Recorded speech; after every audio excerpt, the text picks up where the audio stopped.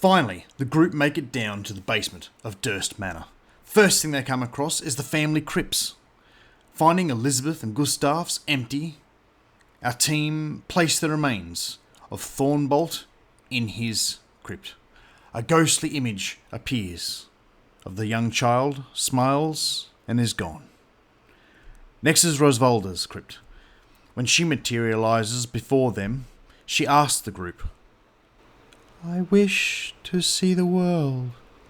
Being confined in that room left me wondering about the world outside our house.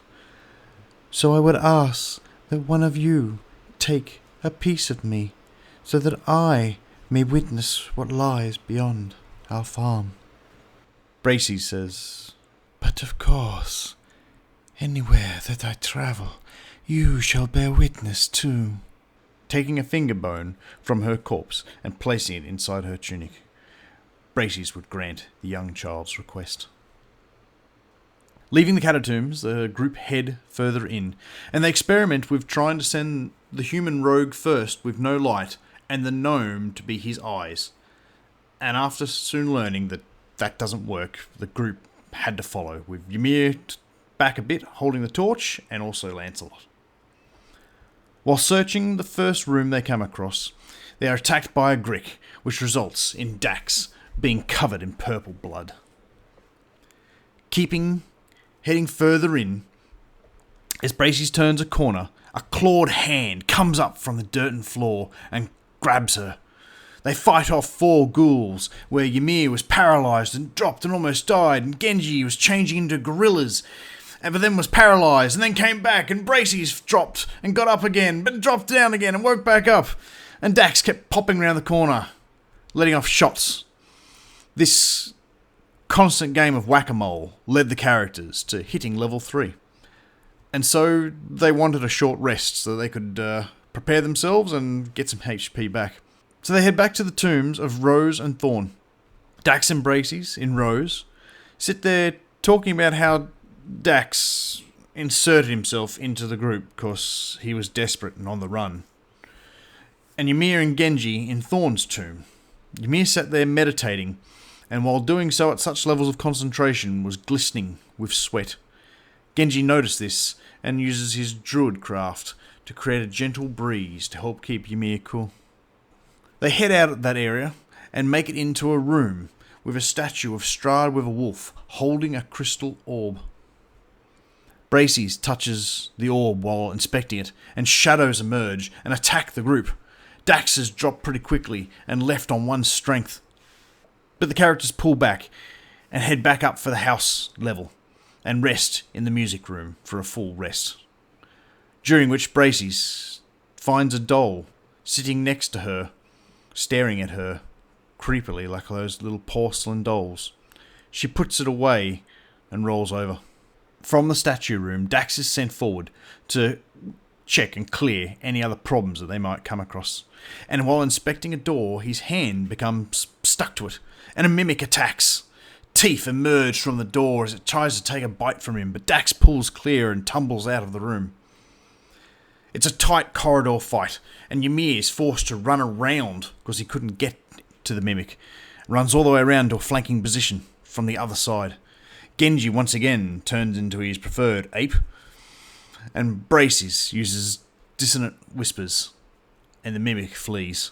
But Genji, in ape form, chases it down the corridor and finishes off the mimic before it gets a chance to hide and reshape itself.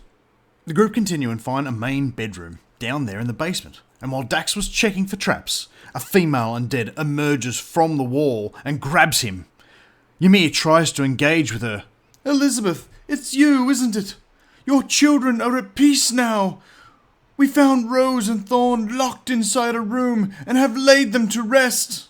The ghastly voice of Elizabeth replies, My children are safe, and I have found the secret to immortality. She had become a ghoul in her search. Genji, still in ape form, runs down the corridor, up the wall, across the room, and landed behind Elizabeth. From there he drives his fists into her, punch after punch. Ymir, distraught that he was unable to reason with her, but still also realises the threat, comes in and attacks, his body and staff working in unison as he strikes her. Once she collapses, they drag her corpse back to her crypt and place her there. The immortality she spoke of was simply undeath, rather than the ability to never die. The group circled back to an area where the cultists had been staying, and find some small items amongst the empty sleeping gear and footlockers, and check a stagnant well. And as they head further down the corridor, they go lower and lower down the stairs towards another lower basement. And as they approach, they can hear, "He is the ancient, he is the land," continually chanted. Down here, looks like it wasn't quite finished and requires a bit more support for the roof. But while the group are in the first room, it's just full of all these little niches in the walls that have been carved there. Looking in them, there seems to be small items that have been left.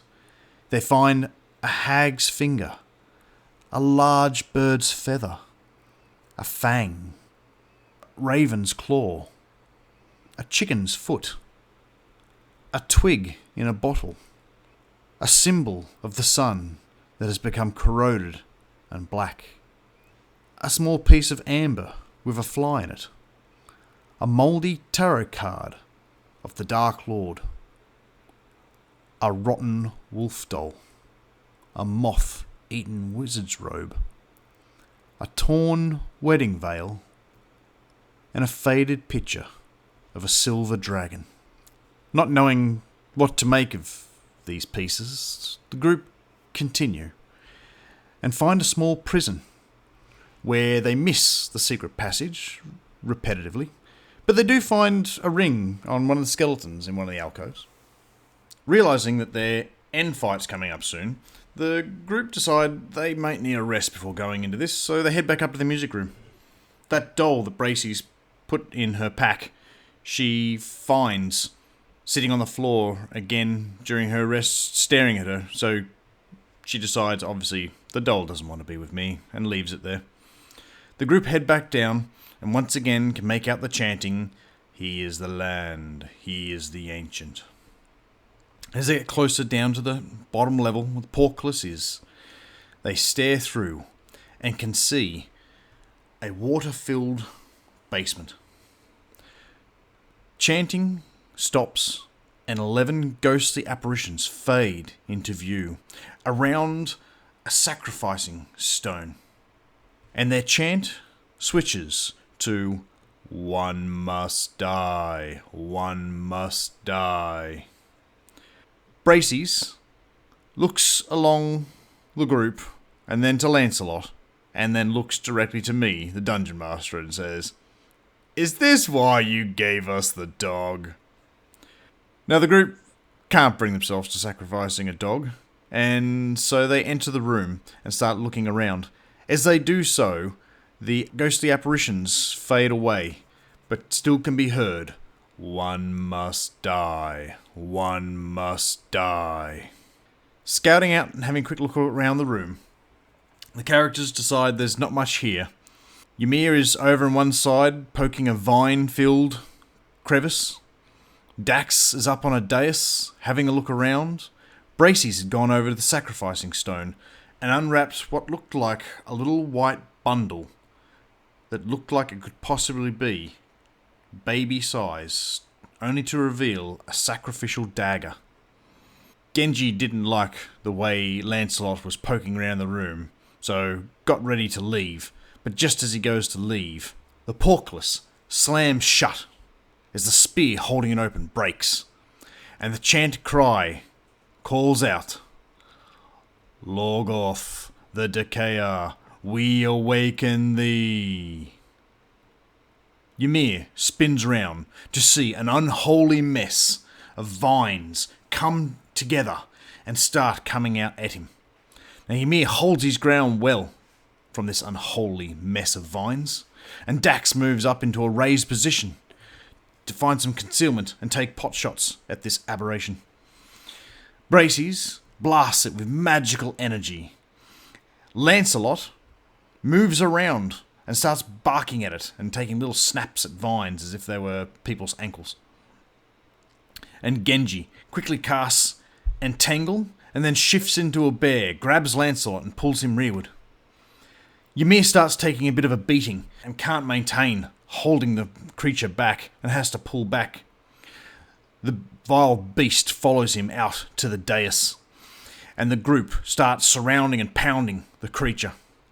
When the vines are finally taken down, the monster crumbles before their eyes, leaving a small body of a stillborn child left on top of the debris. It's Walter's corpse. The house screams from everywhere, and chunks of ceiling and dirt start coming down around them. The ground shakes, pillars fall over, and the group realise this house may not be hanging around for long and they better get out of there. They quickly race up, and Ymir heaves the portcullis open, allowing the characters to get out. Brayseis grabs Walter's corpse, and they all move out through the portcullis and into the rest of the basement. The characters head to a trapdoor that was previously bolted closed and now find it open. As they climb up, they arrive in the den on the ground floor. The previously stuffed wolves that occupy the den have come to life. Genji uses minor image to distract the wolves and they flee the house. Brayseis quickly checking the windows to discover they've been bricked up. Out in the main entrance, the hallway fireplace is spewing fire all throughout the room. The roaring with flame, the players duck through only to receive minor burns. As the characters arrive at the entranceway, they see the main gate slowly being bricked up before their eyes. They start walking in, and the wooden walls rot, and swarms of rats fill the room, scrambling at their feet. Brayseis intimidates the rats, and the group starts diving through the entrance. The group lay there out front of the Durst Manor on the ground. They pick themselves up and dust themselves off and bury Walter's corpse at the doorstep of the house. Looking up, they can see the ghost of the maid on her veranda, looking down on them. She waves and retreats back into the house. The group, having now finished Durst Manor, continue heading west along Old Salovich Road to a town they can see not far ahead of them.